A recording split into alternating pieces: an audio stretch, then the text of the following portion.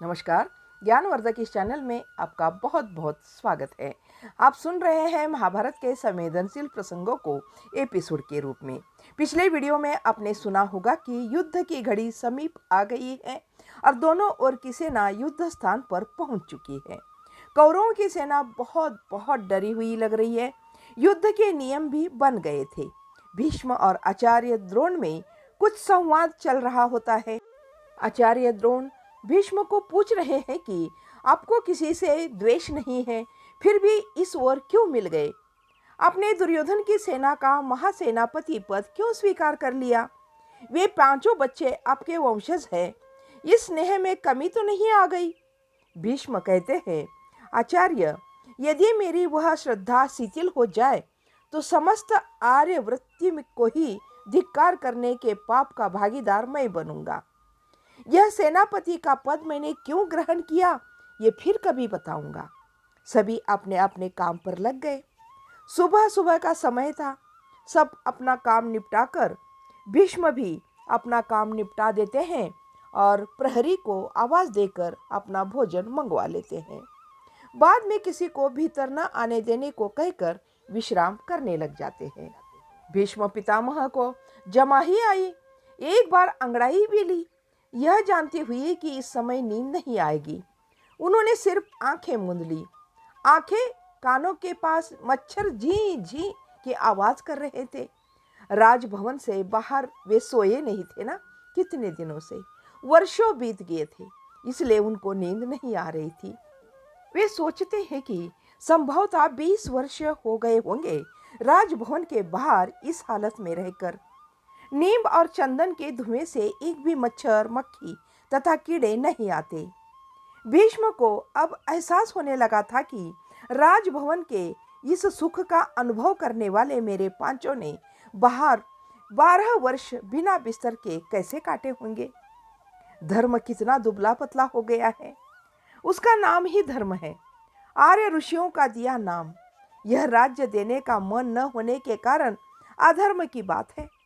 सभी अधर्म मात्सर्य से उत्पन्न होते हैं, अथवा अहंकार से, अथवा स्वार्थ से। सब एक ही तो है।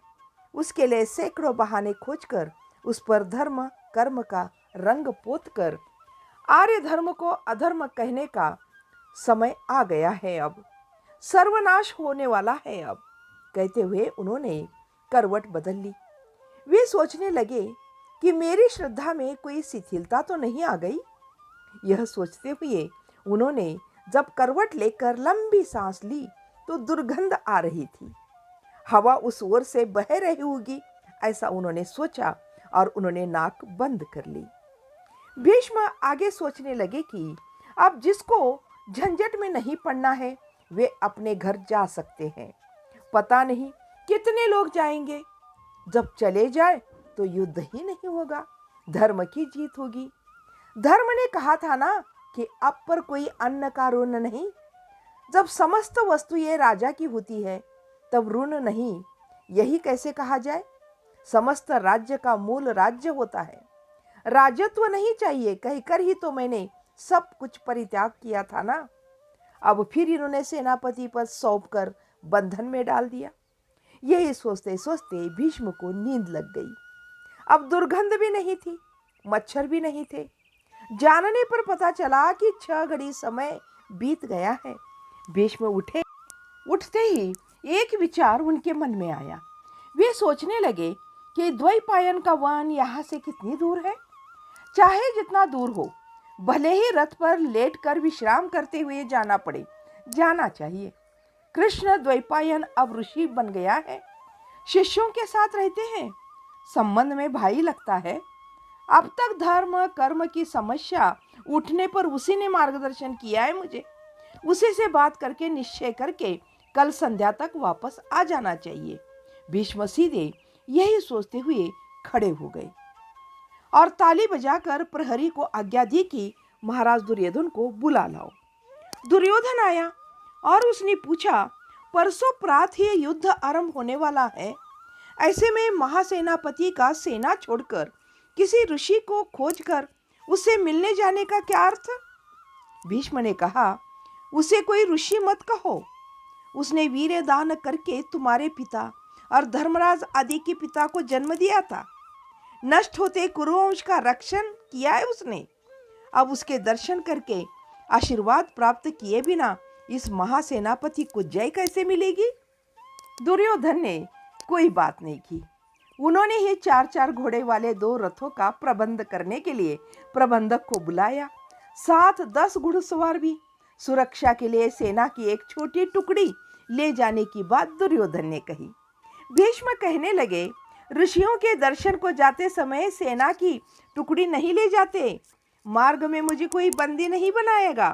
कहकर वे अगले रथ पर तकिए की टेक लगाकर गद्दे पर बैठ गए। पिछले रथ में खाने पीने के सामान आदि रखे गए।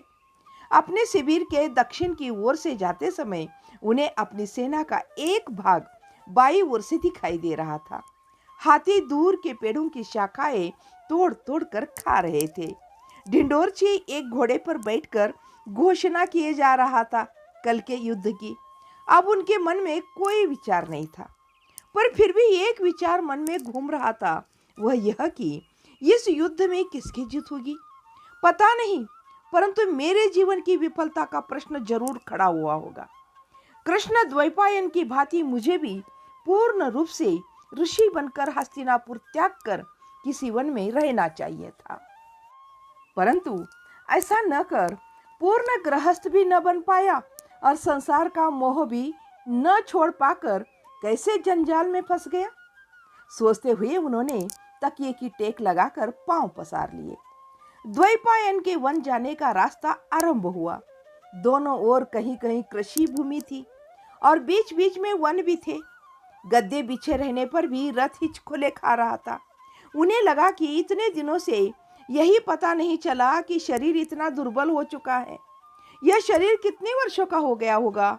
बहुत वर्षों से जीते जीते हिसाब करना ही छोड़ दिया मैंने। यह काया इतनी पुरानी है कि इसे चिरंजीवी कहा जाता है। मेरे याद से परे का बुढ़ापा, कम बुढ़ापा कब था, कब? भीष्म फिर आगे सोचने लगे कि मुझे तो लगता है मेरे जीवन में बाल्य और यौवन की अपेक्षा प्रौढ़ावस्था और बुढ़ापा ही दीर्घ रहा। स्मृति का दीपक लेकर पीछे जाऊंगा भी तो कहाँ तक की बात याद रह सकती है। शिशु के रूप में माँ की गोद में मल मूत्र करने की किसे याद रहेगी। जब समझ होती तभी तो याद रहती ना। माँ से दूर जब से सोना पड़ता है तभी से तो याद रहनी शुरू होती है।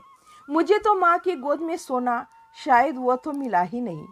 माँ कहते ही कितना द्वेष होता था मुझे बचपन में।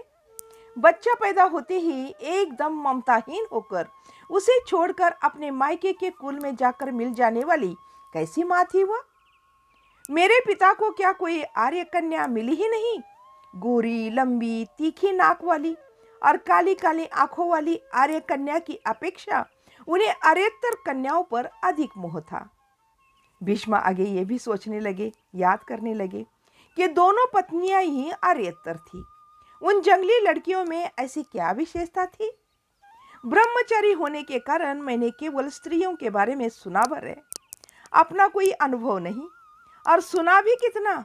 आरंभ से ही राज्य शासन के सूत्र को हाथ में लेकर नैतिक ब्रह्मचारी रहा। स्त्रियों के प्रति मेरे मन में तिरस्कार होने के कारण उनके बारे में मुझे चर्चा करने वाला भी कोई नहीं मिला। इस तरह भीष्म द्वैपायन को मिलने जा रहे हैं तो ये बातें याद कर रहे हैं। तो चलते हैं, इस कहानी को यहीं समाप्त करते हैं। इस कहानी का अगला भाग अगले वीडियो में ज़रूर सुनिएगा। तब तक के लिए जय हिंद, जय भारत।